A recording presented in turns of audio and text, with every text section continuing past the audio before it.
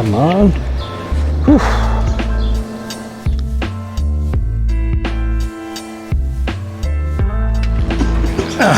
There we go.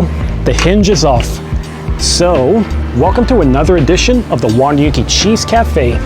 It's been a little while since I've done a little bit of an actual assembly video here, but I figured this could be a fun little bit because I've had one project I've wanted to do for a little bit of time, get a new barbecue for myself.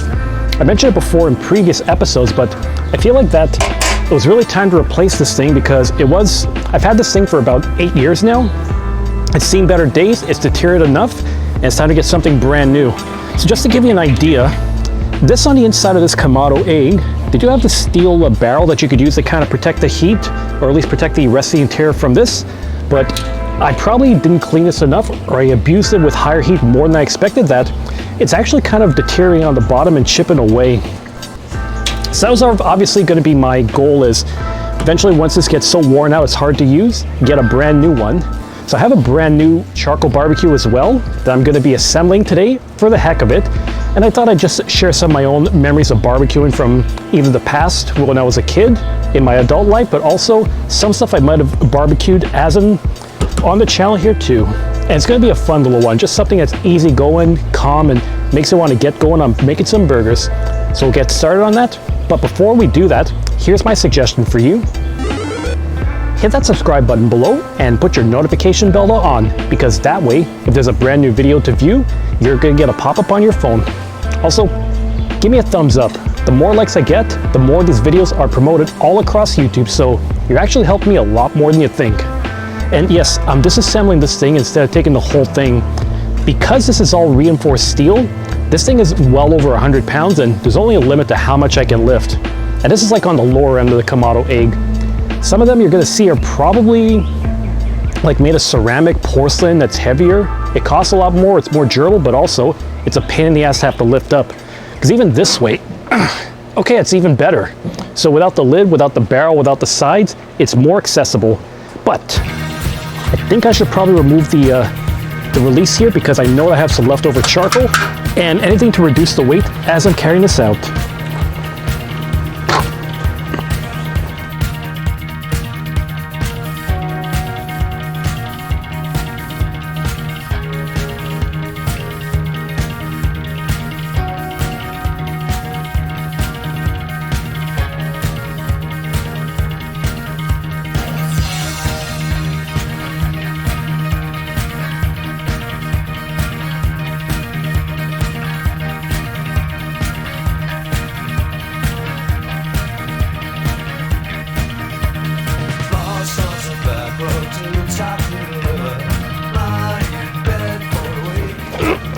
There we are.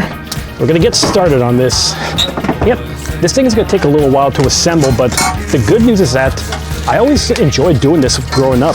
If there was a new piece of furniture in the house, or perhaps something else I needed assembling, I would always be volunteering, or people would ask me for assistance because they knew that I enjoyed doing that. But to tell you the truth, this is like nothing for me at all compared to some of my other projects.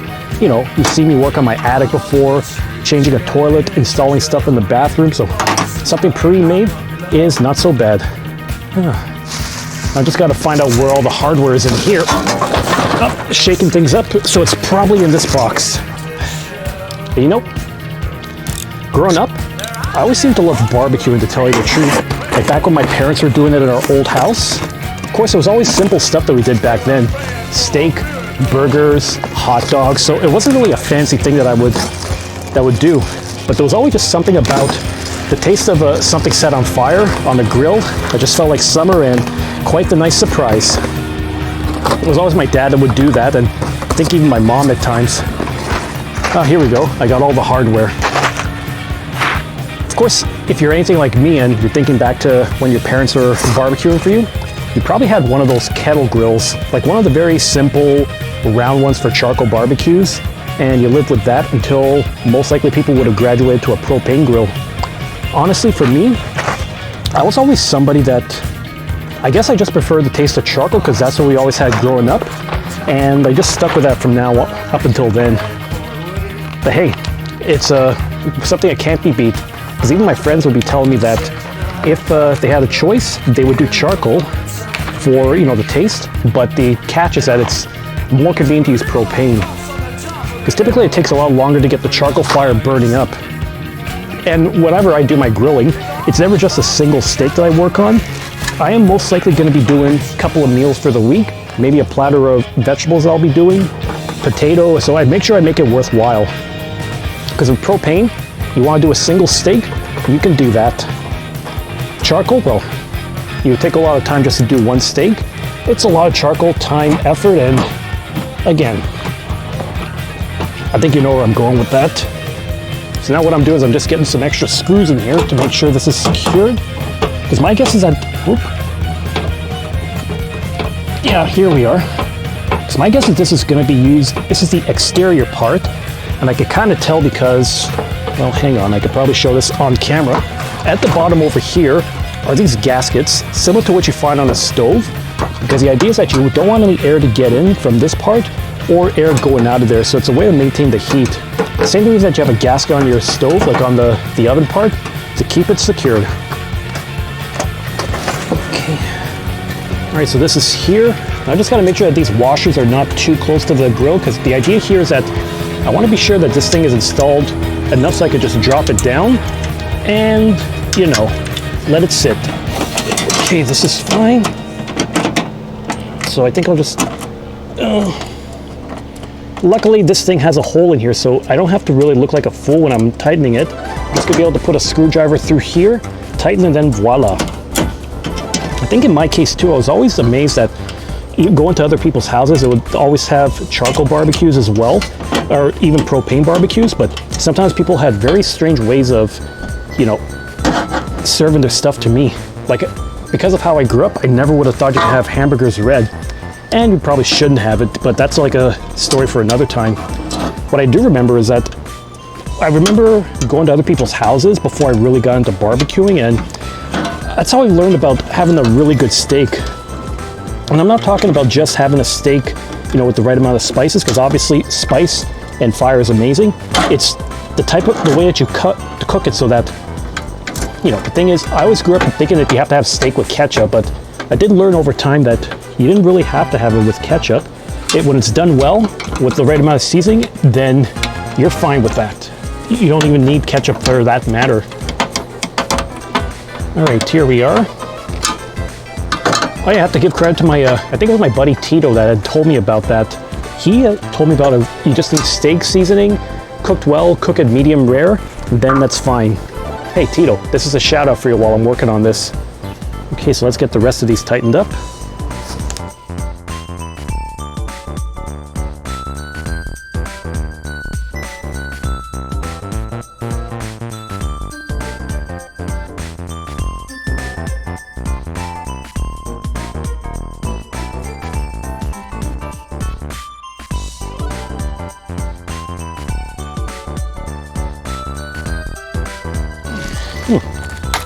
So much plastic, so much tape. So you gotta get your knife handy and make sure you always have it with you all the time.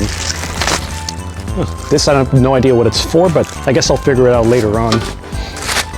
Now, for a while we didn't really have a barbecue for that many years, ever since we got rid of the old kettle one. But as time went on, I feel like I was in the mood for having some BBQ stuff to a degree. So what we ended up doing is we got one of those. You might have seen some of those long cylindrical ones that you find at Canadian Tire that are, you know, long. They might have a smoke box in the end. And we kind of started to use that. Thing is that I believe that I didn't really understand how barbecue was working at the time. I wasn't that kind of person who knew that you have to preheat it by letting it close after the fire is out and then you can start grilling. I always thought set it on fire and then just throw the meat right away and voila. Probably wasn't healthy a thing to do, but that's besides the point. But I mean, as time went on, my technique got a lot better, and that's when it happened when I got my first barbecue, like almost 8 years ago. Wait, no, actually it was more than 8 years ago. Okay, so I'm gonna need to get some screws for this thing to attach my legs.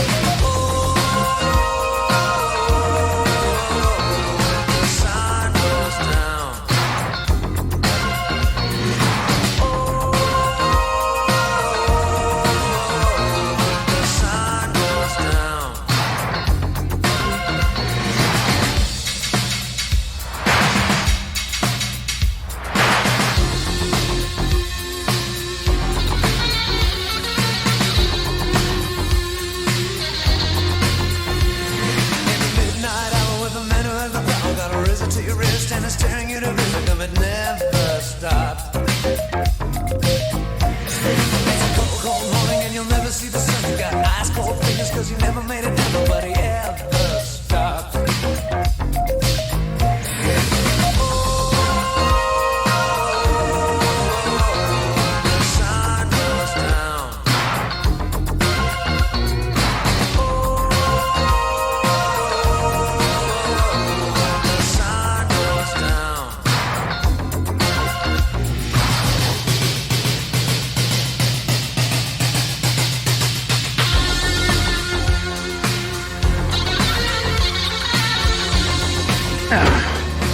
Well, here we are, almost at the halfway point of this barbecue, and then we should be ready to do some grilling much later on.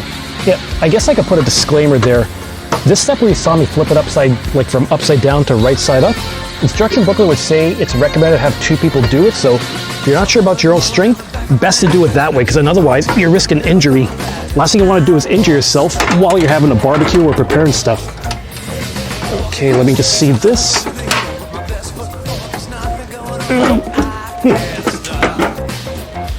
Huh. Seems to be a little bit tight here. What's going on? Oh, I think I know. Never lock this until you have both the latches on it, because then otherwise you're just going to be asking for trouble.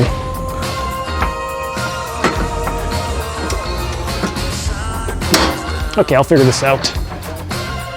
Okay, just to give you an idea, I probably should have looked at the instructions quickly so I hadn't a clue of how to secure this in here.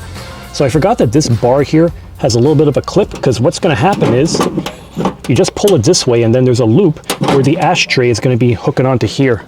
So then once you do that, then at that point you just have to take your latches and then, hang on, let's just open this up. Okay, awkward me trying to do this on camera, so maybe I'll make it stationary before I clip it on. Okay, and there we go, secured. So once again, there's a little loop within the grill that you would attach the ash hatch into it, and then you clip it on. Best not to do it when you're holding the camera, because you might need 2 hands for it. So there we go, this first half is going to be done. So I feel like the next thing I'm going to have to do is get the lid on here.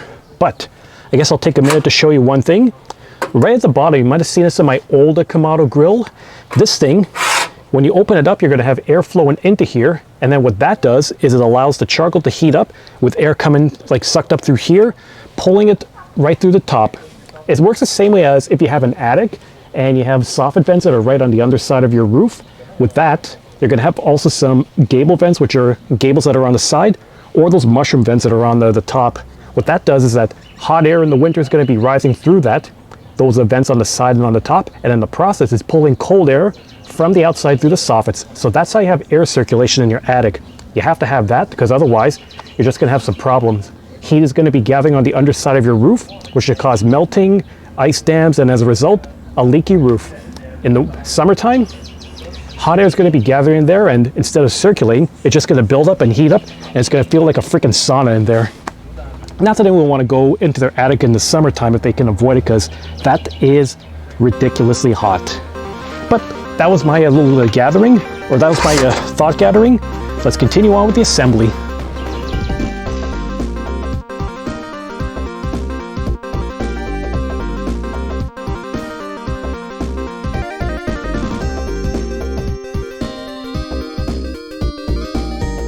There we go. One hinge over here, so just going to be starting to secure this, and then it's going to start to resemble a bit of a barbecue now. It is kind of similar to the barbecue I bought for myself back in 2017, the Kamado 8 that was made out of a reinforced steel. I remember the circumstances for that, because this was like around the time that I was, starting a new job after HMV had been closing down, and I remember, it was a case of getting a severance package if I stayed until the closing, or leave early, give up severance, but actually having a job for myself, which I don't regret, because I did want to have the job and not have to wonder what the hell was going on after being out of work. But I remember the last paycheck I ever got was like a payout of the remaining vacation that I had. So I used that to treat myself and found that original Kamado egg at Canadian Tire for about probably 400 bucks. It was a $100 discount, and to give you an idea, that was probably like Canadian dollars. So, well, what am I saying? That is Canadian dollars. It was Canadian Tire after all. So 400 bucks, which probably would have, the equivalent I could think of is maybe $300 USD to give an idea of it. And then this beauty over here seemed to be a very similar price. It's like $349 Canadian, probably close to 275 if I'm not mistaken, but I don't do work with FX all the time, so don't quote me on that. You could probably look it up online and figure it out. And I've learned to do a lot of stuff over the years, and that's why I kind of got experimental and learned the proper grilling technique. So among the things I would have done, would have been the usual stuff. Hamburgers, like homemade patties, steak. I used to do a lot of what we call like ribeye steak, or faux filet as we say here in Quebec. But I've also done like contre-filet or strip loin steak. But over time I got a little bit more experimental. I'll have to give credit once again to Canadian Dave in the comments, since he told me about flat meat steak or bavette steak. Closest comparison I could think of is like the belly of the cow, where it could be kind of tough, but if you cut it right, like against the grain or with the grain, it could be super tender. So it's always worthwhile. And that you don't even need anything crazy, just olive oil, Dijon mustard, and then you're good to go with it. Some people will probably give you some fancier marinades. Others will say like add salt to it, but frankly at my age I try not to put too much salt in here, because I would think there's already sodium in some of these marinades. Like if you're using soy sauce, they're telling you to put some salt on it too for flavoring. I think you got more than enough in there. There's that. I've done pork tenderloin before with my own dry rub. I've also done pizza. You know, some of these are things like some of these recipes are what I've covered too in past episodes, from especially the first 2 years of the channel, since, you know, during the pandemic, I was mostly using that as a way to show off recipes while I'm in the backyard or in the house, while we're all kind of trapped at home like carrots. But I still revisit grilling episodes from time to time, because that is my bread and butter, and there's always something about doing a barbecue out in the backyard while having a pint or two, and then showing off a recipe. Okay, this hinge is all secure, so there we go. So let's finish assembling this sucker.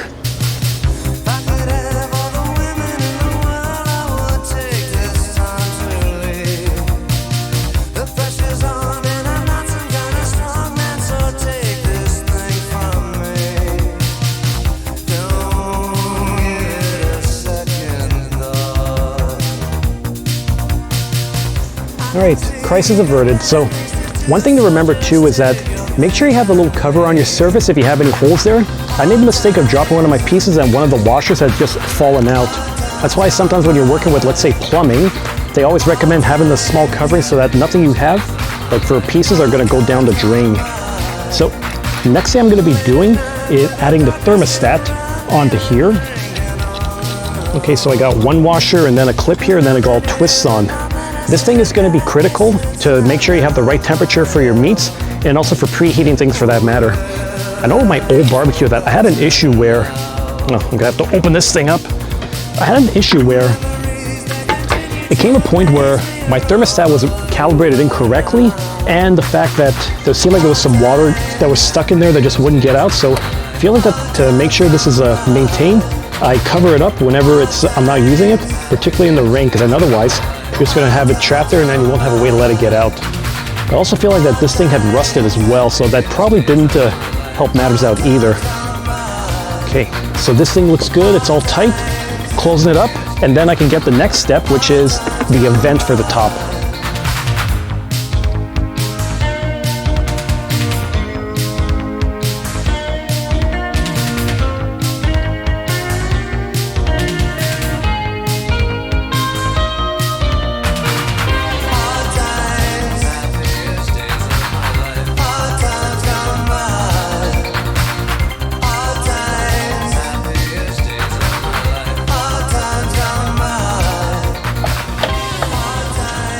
There we go. The vent's all installed. So you have 5 levels on here, actually 6 if you want to count 0. So what happens is, once your fire is all fired up and burned out, once you start it, close it up, and then you just turn this so you can set how much smoke and steam you want to come out of here while it's venting. If it's on number 5 versus number 1, it's going to heat up a lot faster, and you'll notice by your thermostat going up. All right, so I think the next steps will be to put the trays on.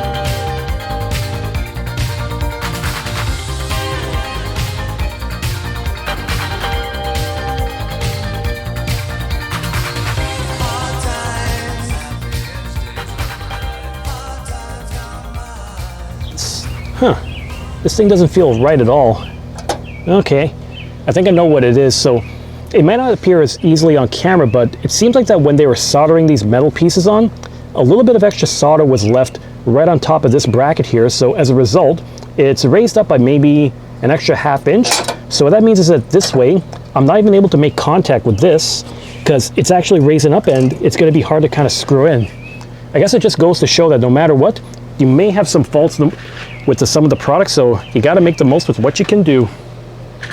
Let's see if maybe I can get this screwed in anyways, because if not, what I might have to do is chisel off a small part of it. It wouldn't be perfect, but at least with that, it'll be even enough that I could actually get this thing screwed in. Nope, not making any contact. Okay, I'll have to go to the other plan, but I'm not going to film that part. Well, it's not perfect at all, but at least I was able to get enough strength in here so that even with the bit of the solder that's still on here, it's tight enough that I could just hook it onto the barbecue and then we're good. So what I'm going to do is I just have these little holes I can slide it into. Well, that didn't work out at all.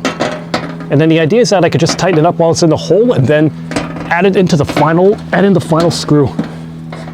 Thinking maybe what I need to do is get these sunglasses off because it is past 8 p.m. over here and I'm getting to the point where I'm losing a bit of sun even though it's light. I gotta see what the hell I'm doing. Okay, here we go.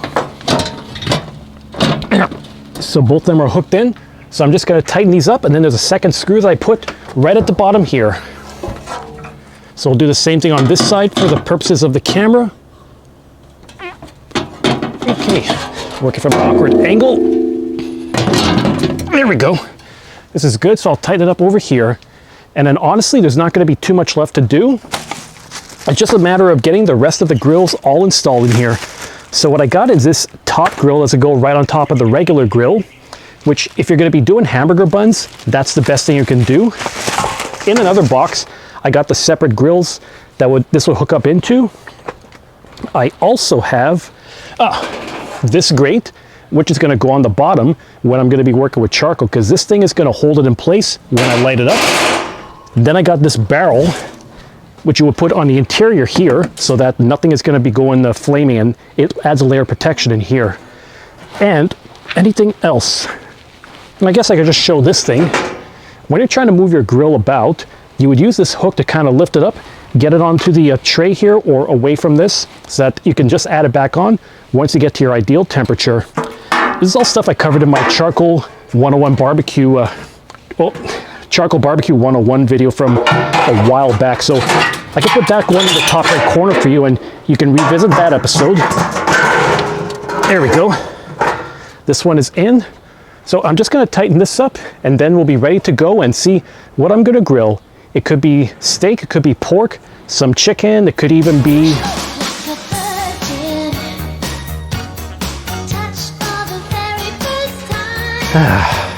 that beer can chicken sketch is gonna haunt me. Well, if you want to see me make an ass of myself with a whole chicken, I'll put a car on the top right corner, you can watch that one too. But here we are, doing a nice wrapping things up to test out this new barbecue and assemble it for later on. So until then, thanks for watching this latest edition of the Wanyuki Cheese Cafe. If you like what you see, you know what to do. Click that subscribe button below. Give me a thumbs up if you enjoy my antics, the stories, the little building I do around here in the house, and especially my wanderings in Montreal.